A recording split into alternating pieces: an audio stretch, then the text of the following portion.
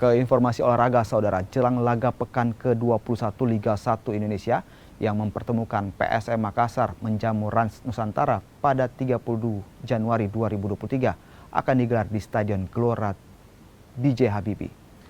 Hingga saat ini, pemerintah Kota Parepare terus mengupayakan kesiapan stadion agar bisa dihadiri penonton. Pekan ke-21 Liga Indonesia yang mempertemukan PSM Makassar menjamu tamunya Rans Nusantara di Stadion B.J. Habibie Parepare, Sulawesi Selatan.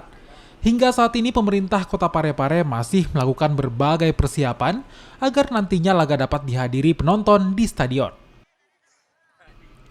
Wali Kota Parepare Taufan Pawe telah melakukan berbagai upaya dengan koordinasi dengan Mabes Polri dan juga Polda Sulawesi Selatan agar laga PSM Makassar menghadapi Rans Nusantara pada 30 Januari 2023 dapat dihadiri penonton. Melalui media sosial Instagramnya, Taufan Pawe telah melakukan pembicaraan dengan pihak Polda Sulsel, Polres Parepare, dan TNI serta supporter untuk persiapan Liga 1 yang akan digelar di Stadion B.J. Habibie dengan dihadiri penonton. Kemarin pertandingan kita sudah tahu PSS Sleman tanpa penonton.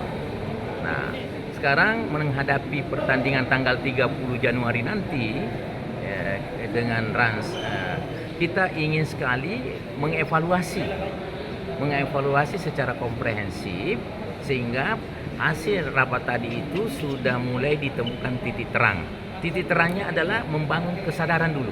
Membangun kesadaran, kenapa tidak ada penonton dan pada akhirnya ada penonton, tapi mungkin dibatasi, ini asumsi ya.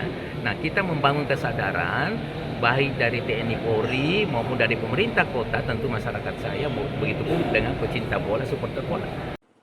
Saat ini persiapan terus dilakukan di Stadion B.J. Habibie agar layak menghadirkan penonton. Salah satu upaya yang dilakukan yakni pemberian nomor pada tempat duduk penonton. Dari hasil penomoran ini, kapasitas Stadion B.J. Habibie hanya mampu menampung 8.000 penonton.